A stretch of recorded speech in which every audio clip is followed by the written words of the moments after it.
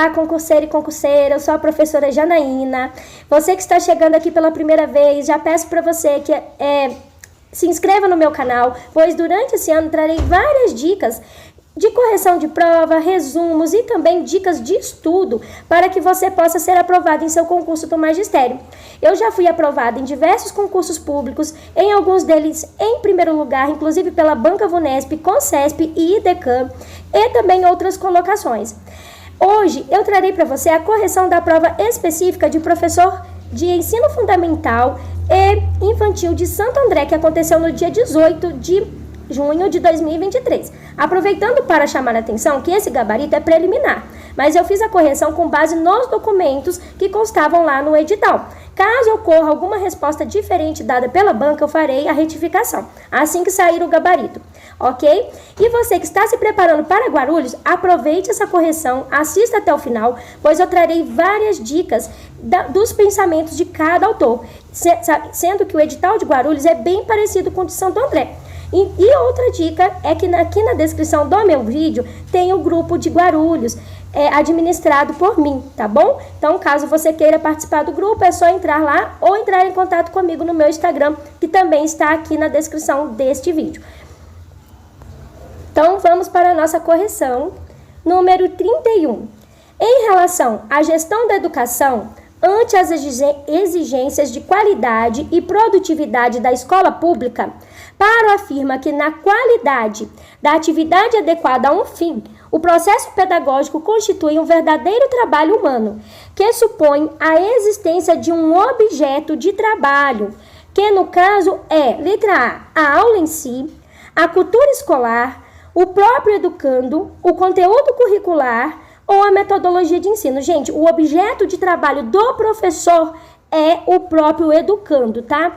Todo o edital, de diferentes maneiras, trouxe essa visão de que o professor tem que preparar as suas aulas focado no aluno, tá? Trazendo conteúdos significativos que façam parte da realidade do aluno e da cultura desse. Todos os autores, gente, trouxe essa dica, tá? Então essa aqui é a letra C, mas no próximo slide eu também trouxe as ideias desse autor para que vocês fixem elas e não esqueçam mais, tá? Olha aqui. Mas o que é o produto da escola? A resposta a essa pergunta pode contribuir para uma crítica ao costume de culpar o aluno pelo fracasso escolar. Enquanto a atividade adequada a um fim, o processo pedagógico constitui verdadeiro trabalho humano, que supõe a existência de um objeto de trabalho, que no caso é o próprio educando. É este que, de fato, constitui o objeto da ação educativa e que no processo de se transforma em sua personalidade viva, no novo produto que se visa realizar. Então, o aluno é o objeto da educação e, nesse processo, ele se transforma no novo produto que se visa realizar. O produto do trabalho é, pois, o aluno educando, ou o aluno com a porção de educação que se objetivou alcançar no processo. Não tem sentido, portanto, identificar a aula ou o processo pedagógico como produto. Então, o professor ou a aula não é o produto da escola. A aula é uma atividade, é o processo de trabalho, não seu produto. Não pode haver boa aula se não houve aprendizado por parte do educando, entende? Então, olha, voltando a falar que os autores conversam entre si, a Thelma Vaz fala muito isso, que o ensino que é dado pelo professor tem que andar junto com a aprendizagem. O ensino diz respeito ao professor, a aprendizagem ao aluno. Então, o objetivo da educação, o objeto do professor, né, do trabalho do professor é o aluno. Não esqueçam disso, tá bom? É o próprio educando. Aqui o objeto de trabalho, o educando, é também o sujeito, o que inviabiliza a ação unilateral do educador. Este, para ensinar, para transmitir cultura, precisa antes obter o consentimento do outro, daquele que aprende. Então tem que haver um diálogo, tem que haver o professor tem que estar lado a lado ali com o aluno. Não é um processo unilateral, tá bom? Então, olha, número 31, letra C, tá? Número 32, conforme Formosinho, 2007... Um exercício que a herança pedagógica dos 2 últimos séculos nos permite é o de contrastar os modos de fazer pedagogia, o modo da transmissão e o modo da participação. A pedagogia da participação, segundo o Formosinho, letra A. O papel do professor é estender os interesses e conhecimentos da criança e do grupo em direção à cultura. Olha, estender o interesse. Lembra que eu falei que o foco do educador tem que ser o aluno? Tem que ser a realidade desse? Então, olha, estender o interesse e conhecimento da criança e do grupo em direção à cultura. É essa a letra A. Vamos ver as outras, tá? A atividade da criança é discriminar estímulos exteriores e responder corretamente a perguntas, corrigindo e evitando erros. Errada, isso daqui é da pedagogia da transmissão, tá bom? Olha só, estímulos exteriores, responder corretamente as perguntas, não pode errar, e corrigindo e evitando os erros. Isso daqui faz parte da pedagogia da transmissão. Vou mostrar para vocês no próximo slide, tá? Os objetivos do ensino são adquirir capacidades pré-acadêmicas, acelerar as aprendizagens e compensar o déficit. Esse aqui também é da pedagogia da transmissão, não é da participação. Letra D. A avaliação está centrada nos produtos e na comparação das realizações individuais com o padrão estabelecido. Olha aqui, falando que tem um padrão estabelecido. Comparação das realizações individuais. Isso daqui também é pedagogia da transmissão, que é focada no... quer saber somente dos resultados, tá? Não é da participação. O processo de aprendizagem significa mudança comportamental observável, realizada por meio do ensino. Isso daqui também faz parte da pedagogia da transmissão. A única alternativa correta que fala da pedagogia da participação, onde o aluno é protagonista, é a letra A. O papel do professor é estender os interesses, olha, a criança é considerada, e conhecimentos da criança e do grupo em direção à cultura. Vamos lá para o próximo slide para vocês verem, olha. Aqui a gente tem a pedagogia da transmissão e pedagogia da participação. Dentro da pedagogia da transmissão, olha, os reforços seletivos são vindos do exterior, sempre da parte do professor. Ele discrimina estímulos exteriores, evita erros, corrige erros e assume uma função respondente. O papel do professor é diagnosticar, prescrever objetivos e tarefas da informação, moldar e reforçar, avaliar os produtos.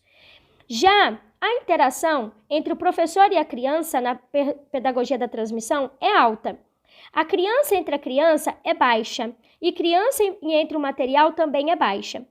Os tipos de agrupamento é um pequeno grupo. Agora, na parte da pedagogia da participação, a motivação é feita com interesse intrínseco da tarefa, motivação intrínseca da criança.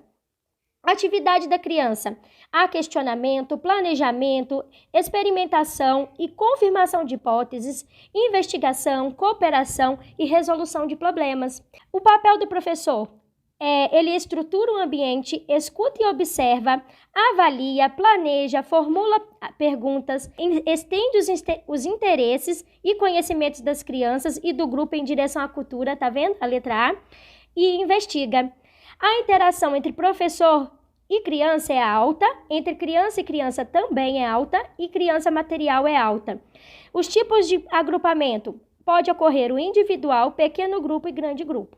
Então, olha, a nossa número 32 é a letrinha A, tá bom? Número 32, letra A.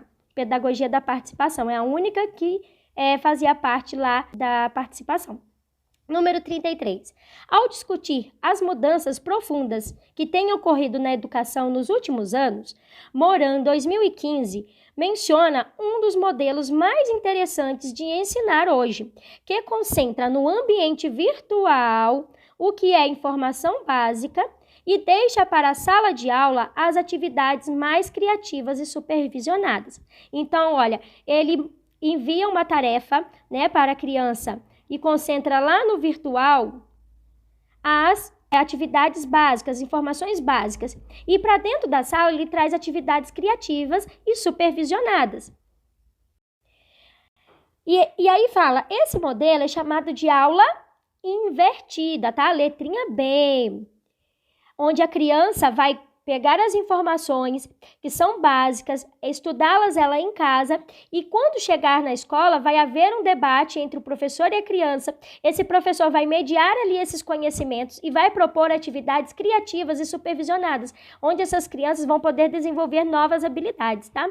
E aí eu trouxe para vocês no próximo slide o que é cada uma dessas aulas que foram citadas aqui nas outras letras: a aberta, a dialogada, a expositiva e a de demonstração, para que não fique dúvidas e vocês não errem mais, tá? Então vamos lá, olha, invertida é um dos modelos mais interessantes de ensinar hoje. É o de concentrar no ambiente virtual, que é a informação básica, e deixar para a sala de aula as atividades mais criativas e supervisionadas, tá vendo? Está idêntico. A dialogada, também chamada de dialógica, é um tipo de aula onde o professor quebrará a postura passiva dos seus alunos por meio da introdução de questionamentos. Então, ele vai conversar com esse aluno a serem respondidos por esse aluno, tá? Expositiva, um modo arcaico de ensino, e ele, gente, é criticado por vários autores, tá? Vários pensadores da área da educação, no qual o professor é um transmissor, somente o professor fala, tá? De conteúdos, e onde os alunos se tornam apenas sujeitos passivos. O aluno assiste a tudo e não participa. De demonstração. A demonstração é um tipo de aula onde o professor, com o uso de equipamentos e outros materiais, inclusive experimentais, demonstra a operação, os efeitos ou mesmo uma lei científica. Aula aberta, aquela em que o professor admite que os educandos são pessoas que sabem atuar juntas, que devem entender-se conjuntamente quanto ao sentido das suas ações.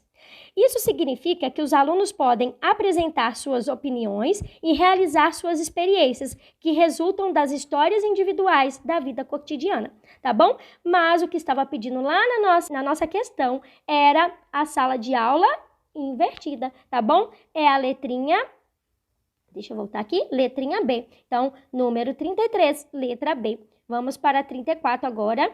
Conforme Zabauza, 1998, existem 2 passaportes pedagógicos com 5 sinais distintivos que a escola infantil deve exibir como carteira de identidade educativa. Se pretende atravessar a fronteira para a região onde aparece nitidamente a dupla imagem de uma elevada qualidade de vida da criança e, simultaneamente, um respeito efetivo aos seus direitos e necessidades fundamentais. Em relação ao primeiro sinal distintivo do primeiro passaporte, o autor afirma: letra A creche necessita adotar uma concepção espontaneísta e extemporânea da experiência educativa, por meio de uma pedagogia otimista. Olha isso daqui, vamos lá. Politicamente neutra, gente, aqui já está errado, tá? Asséptica, que não misture os aspectos social e educativo. Gente, todos os autores do edital falam que a gente tem que considerar, sim, a cultura da criança, a vivência dela fora da escola. Então, essa daqui está incorreta, tá? Letra A não está certa.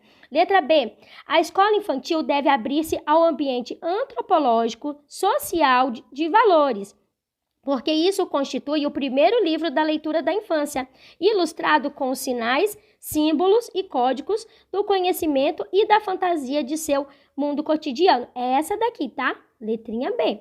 Agora vamos ver as outras. A professora separando as crianças em classes fechadas. Gente, olha aqui. Fechadas e isoladas. Isso aqui já deixou incorreto, tá? Precisa trabalhar na sua sala de aula e priorizar a experiência educativa que encontre os seus fins em si mesma e no grupo de criança que atende. Não, gente.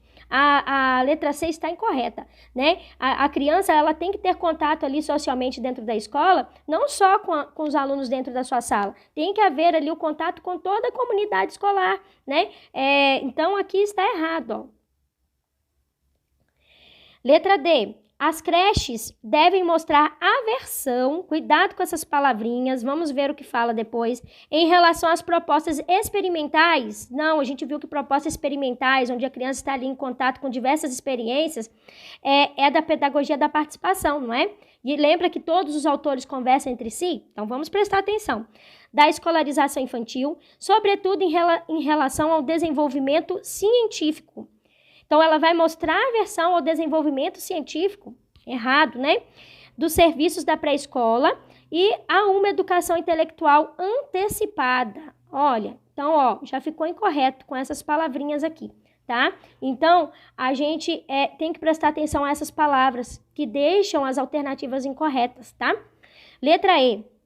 A gestão escolar tem que zelar pelo isolamento. Olha outra palavrinha aqui. A gente vai isolar e pela separação da escola. Olha outra palavra perigosa.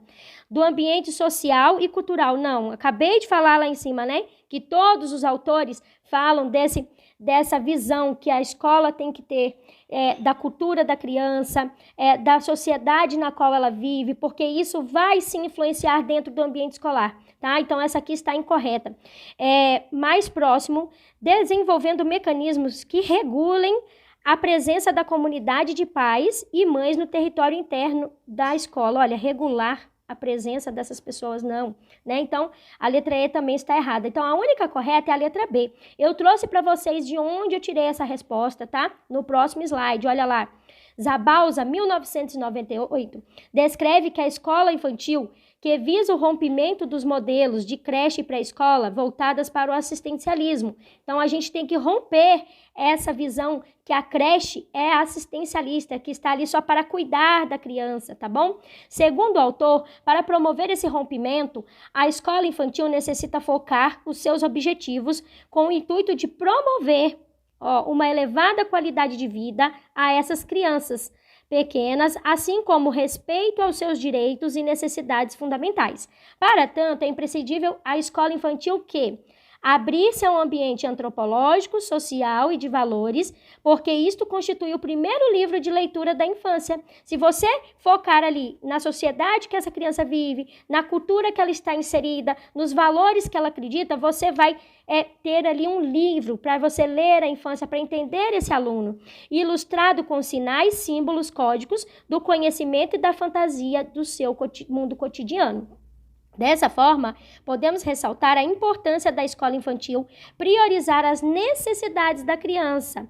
E para que isso se estabeleça, é necessário dar voz à criança, saber dela mesmo o que espera da escola, tá? E todos os autores desse edital, gente, falam desse diálogo, dessa escuta da criança, né? Desse olhar para a cultura na qual ela está inserida, tá bom? A criança é um ser produtor de cultura ali dentro da escola. Então, a resposta correta, como a gente viu, é a letra B, tá? Então, vamos para a próxima. 35. Respeito é um dos temas recorrentes em O Cuidado com Bebês e Crianças Pequenas na Creche.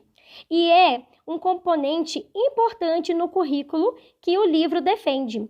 Um currículo totalmente inclusivo e centrado em conexões e relações. Nessa obra, a autora Gonzales Mena apresenta os 10 princípios baseados na filosofia do respeito. E um deles é... Então, vamos lá ver qual alternativa que contém um desses 10 princípios que ela cita lá no livro dela. Letra A. Apresse os bebês. Olha aqui, palavra perigosa.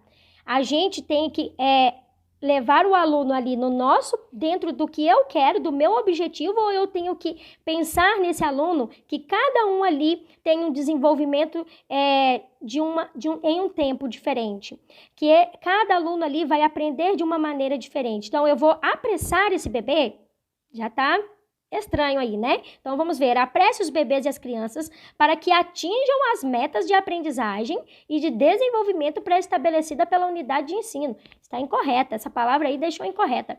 Invista tempo e energia para construir aspectos específicos da formação da pessoa, focando apenas, gente, cuidado com essas palavras, tá? No desenvolvimento cognitivo da criança e do bebê, não, gente.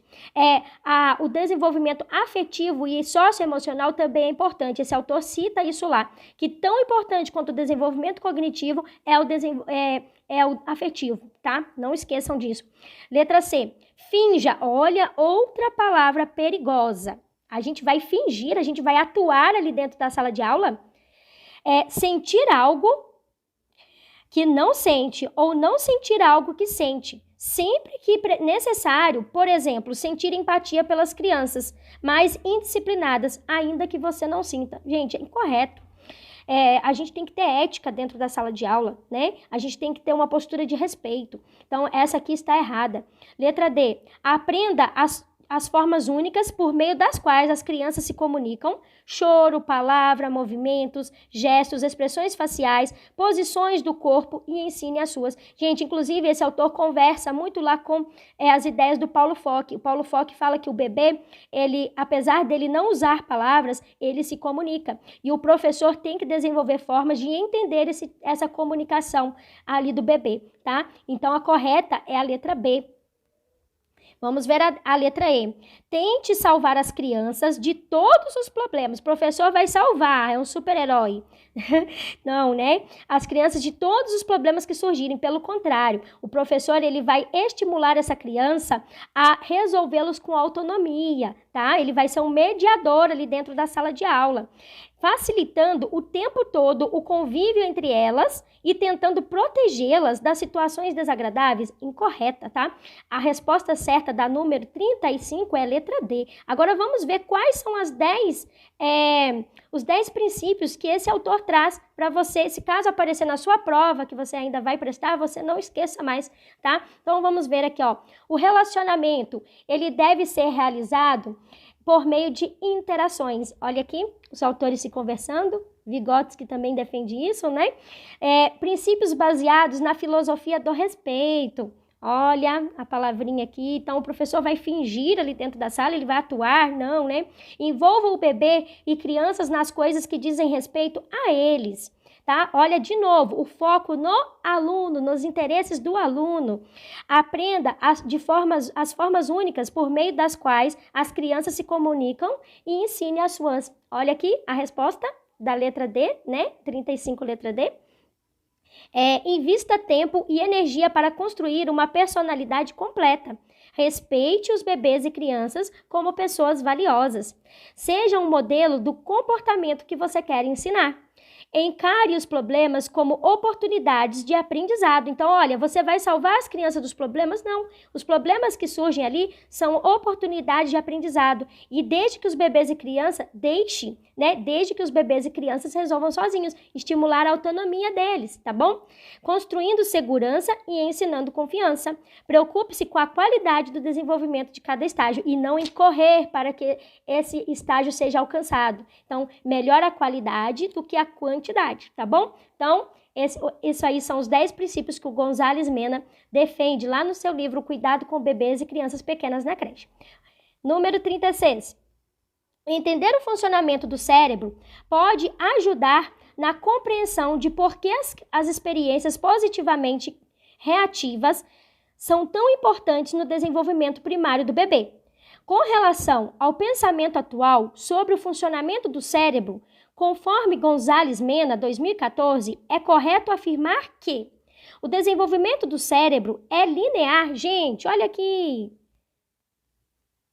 Isso aqui já deixou errado, tá bom? Ou seja, a capacidade do cérebro de aprender e mudar cresce com um ritmo constante à medida que a criança cresce? Não, gente, isso aqui está incorreto, tá? Letra B. As experiências antes dos 3 anos de idade têm fator determinante nas estruturas mentais. Depois dessa etapa, não se pode modificar o cérebro das crianças? Olha aqui, isso aqui está errado. E o que eu vi nessas obras foi falado que as experiências importantes de formação das estruturas cerebrais são do 0 aos 7 anos. Mas lá em momento algum falava que depois disso não podia modificar o cérebro das crianças, tá bom? Então, vamos para C. O cérebro já na primeira infância poda, olha as palavrinhas perigosas, ou elimina seletivamente os neurônios e as sinapses que não são mais necessárias para o desenvolvimento e aprendizagem? Incorreta. Letra D. As primeiras experiências auxiliam na formação da arquitetura cerebral, o que pode ter impacto tanto no desenvolvimento quanto no aprendizado. Gente, esse autor fala isso. Ele fala que a construção de um ambiente afetivo ali, de segurança para a criança, vai favorecer o desenvolvimento cognitivo dessa criança, tá? Então, ele fala que essas primeiras experiências, elas auxiliam na formação dessa arquitetura cerebral da criança. Letra E. O modo como o cérebro se desenvolve depende majoritariamente dos genes com os quais se nasce. Não, vocês viram lá, gente, que ele fala muito das interações. Aqui também fala que essa criança vai ter o quê? As experiências e o contato com essas pessoas vai favorecer a formação da arquitetura cerebral. Então, essa aqui está incorreta, tá? Está falando quando depende somente dos genes, não. Com os quais se nasce, indicando qual o nível de aprendizagem. Vamos ver lá o próximo slide, onde eu trago para confirmar a resposta dessa questão. Olha, experiências positivas na primeira infância contribuem para o desenvolvimento saudável do cérebro, permitindo que a arquitetura cerebral seja sólida e tenha uma experiência mais apta a superar dificuldades. É comprovado que o cérebro humano é plástico, o suficiente para possibilitar o aprendizado até o fim da vida. Vocês viram lá falando que era impossível depois modificar o cérebro, né? Na letra B, olha aqui. Não se pode modificar o cérebro das crianças após os 3 anos? Não, né, gente? Até o fim da vida, essa criança vai aprender sim. Os padrões neurais sólidos auxiliam todas as áreas do crescimento, especialmente o desenvolvimento cognitivo e social, tá bom? Então, número 36, letra D. Vamos para 37. Ao tratar do processo de formação de conceitos, Oliveira, em Lateile, Oliveira Dantas, 1992, afirma que a linguagem humana, sistema simbólico fundamental na mediação entre o sujeito e o objeto de conhecimento, tem para Vygotsky 2 funções básicas. Gente, lembra do Vygotsky? Vygotsky fala mesmo da linguagem e ele fala das relações e interações sociais. Então, vamos nos atentar a isso lá nas alternativas, tá? Aí eu trouxe um slide aqui para vocês para mostrar o que ele pensa sobre isso e a gente volta lá nas alternativas, tá? Então, olha, Vygotsky afirma que a linguagem possui 2 funções básicas, o intercâmbio social e o pensamento generalizante. A função de intercâmbio social é bem visível nos bebês, uma vez que conseguem, por meio de gestos, expressões e sons, demonstrar seus sentimentos, desejos e necessidades, mesmo sem usar as palavras, né? A função de pensamento generalizante pode ser exemplificada quando falamos, por exemplo, a palavra boi. Independentemente de ter visto de perto algum boi, ou de comer ou não sua carne, nosso pensamento classifica tal palavra na categoria animais e nos remete à sua imagem, tá? Então, agora vamos voltar lá na alternativa para a gente ver. Olha, letra A, criação de relações e a de catalogação de elementos? Não. Intercâmbio social e pensamento generalizante, olha. Então, a 37 é letra B. Letra C, classificação empírica e a de troca de informações? Também não. Identificação de fenômenos e de geração de significados? Não. Formação de conceitos e de categorização de objetos? Também não. Então, a resposta que é condizente com o pensamento de Vygotsky é a letra B, intercâmbio social e pensamento generalizante. Vamos para a nossa 38. Ao pensarmos no espaço para crianças, devemos levar em consideração que o ambiente é composto por gosto, toque, sons e palavras. Regras de uso do espaço, luzes, cores, odores, mobílias, equipamentos e ritmos de vida. Então, aqui está falando, olha, do ambiente no qual a criança está inserida ali dentro da escola, né? Nesse sentido, conforme Craig e Kircher, é necessário, letra A, deixar os espaços educativos todos iguais. Olha aqui, a palavrinha perigosa, né? Tudo igual. Essa criança não vai ter nenhuma experimentação diferente, vai ser tudo igual, para evitar que essa criança fique confusa com um ambiente cheio de contrastes. Errado. Letra B, fazer da creche e da pré-escola um mundo miniaturizado, de modo que as crianças não estranhem os locais de aprendizagem quando comparados ao mundo real. Gente, olha só, falou da creche como um mundo miniaturizado, de modo que as crianças não estranhem os locais de aprendizagem quando comparados ao mundo real. Pelo contrário, a gente tem que trazer experiências significativas para as crianças que tenham a ver com a realidade delas, tá? Então, isso aqui está incorreto. Letra C, organizar um espaço em que as crianças de diferentes idades, olha aqui, desde os bebês, possam conviver em determinados locais e momentos. É a letra C, tá bom? Lá no edital, todos os autores de educação infantil falavam muito dessa organização do espaço e do tempo da educação infantil, tá? Letra D, ter um espaço completamente pronto, ó, e praticamente imutável. Você vai todo dia usar o mesmo espaço, não vai propor nenhuma experiência diferente para aquela criança, desde o primeiro encontro com as crianças, criando uma sensação de acolhimento e segurança? Errado. Letra E, manter por... Ó, presta atenção nessas palavras, tá? Manter por meio das cores a separação entre ambiente para meninos e para meninas. A gente vai separar dentro da creche isso? Utilizando, por exemplo, o azul para eles e o rosa para elas. Não, está incorreto. Então, a resposta certa da número 38 é letra C, tá bom? Vamos para a 39. A avaliação pode ser realizada em diferentes momentos e pode ter diversas finalidades. Por exemplo, conforme Bacedas, a avaliação formativa... Então, vamos lá. Nesse slide aqui, eu trouxe para vocês a explicação de como essa autora fala de cada avaliação. Então, vamos lá. Assim como Hoffman, que defende uma avaliação mediadora, então lembra aqui, ó, gente, mediadora, tá? Centralizando a criança no processo de ensino-aprendizagem, Bacedas também propõe uma avaliação qualitativa. Ó, ela defende uma avaliação qualitativa, não com base em valores, em números, no sentido de priorizar a criança, ajudando-a em seu desenvolvimento pleno. Para tanto, apresenta e discute 3 tipos de avaliação necessárias na escola: a inicial, a formativa e a somativa. A inicial: é possível informar ao docente os conhecimentos prévios das crianças em relação aos conteúdos e planejar, programar e apresentar melhor a atividade ou unidade trabalhada. A avaliação formativa é realizada durante o processo de ensino-aprendizagem com o propósito de informar o resultado da aprendizagem. Então, a formativa vai informar o resultado da aprendizagem do aluno durante o desenvolvimento das atividades escolares. Ao término dessas atividades, havia a correção e a avaliação do caderno de cada aluno. Então, olha, esse professor vai...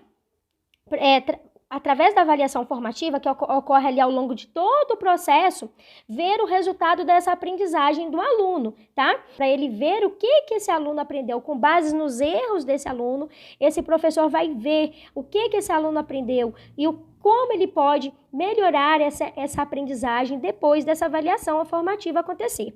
A avaliação somativa, que é realizada ao final do ano, visando avaliar o progresso do aluno em nível de conhecimento, tá? Agora vamos voltar lá nas alternativas. Letra A. Tem finalidade de abordar informações sobre o saber e o não saber do aluno em um determinado momento concreto? Não, gente, tá? Aqui que ficou errado, ó. A avaliação, ela não vai olhar só o saber e o não saber, tá? Ela vai propor também um caminho para esse professor seguir após esse aluno ser avaliado ali, tá? Então, essa não é a única finalidade dela. Ocorre especialmente no final do processo de ensino-aprendizagem. Não, é durante todo o processo. No final, a gente viu que é qual? A somativa, né? Letra C. Permite realizar uma valorização. Olha aqui. Gente, a avaliação que ela defende é igual a da Jussara Hoffman. É uma mediação, olha. Ela vai mediar conhecimentos, tá? E não atribuir valores dos conhecimentos adquiridos pelo aluno. Isso é emitir um juízo de valor. Não. Letra D. Possui a função reguladora e de controle. Olha aqui, isso aqui tá errado. Tá? Ela vai controlar o seu aluno? Não, pois serve para replanejar o processo de ensino que foi realizado. Não. Letra E, realiza-se de uma maneira contínua, ao longo de diferentes atividades e situações que são propostas na sala de aula. É a letra E. Então, a avaliação formativa, gente, ela ocorre durante todo o processo, durante todo o ano. Ela é contínua e ao longo de diferentes atividades. Não é somente um tipo de atividade que você vai ali avaliar esse aluno da maneira formativa, tá? Então, número 39, letra E. Número 40. Os registros, além de cumprirem um importante papel na formação dos professores, são parte do processo cuidadoso e contínuo de documentação da história, dos processos de aprendizagem das crianças. Então, o registro, além de cumprir um importante papel na formação dos professores, registro, são parte do processo cuidadoso e contínuo da documentação na história dos processos de aprendizagem. Nesse sentido, ao discutirem o portfólio do projeto, Oliveira afirma que o registro de um projeto é similar ao registro das atividades, mas guarda a principal diferença, que é, gente, essa daqui eu tirei lá do meu material de estudo, tá? E lá falava o seguinte, olha, o registro de um projeto é similar ao registro das atividades, mas guarda a principal diferença, que é a continuidade. Depois de ter definido o projeto do grupo, o professor pode preparar um caderno ou uma pasta onde organizará o dia a dia dos registros das atividades que compõem aquele projeto. O registro das etapas, né, que eu acho que é das etapas de um projeto, nos permite verificar como as crianças trabalharam em grupo e como o professor pode apoiar as novas ideias que as crianças traziam e aproveitar o envolvimento do grupo para mediar as aprendizagens de alguns conteúdos pelas crianças. Então, olha, continuidade, tá? Então, olha, qual que é a diferença entre o projeto e o registro das atividades? É a sua continuidade. Número 40, letra E. Tá bom? Vou encerrar a correção por aqui dessa primeira parte e já volto com a outra correção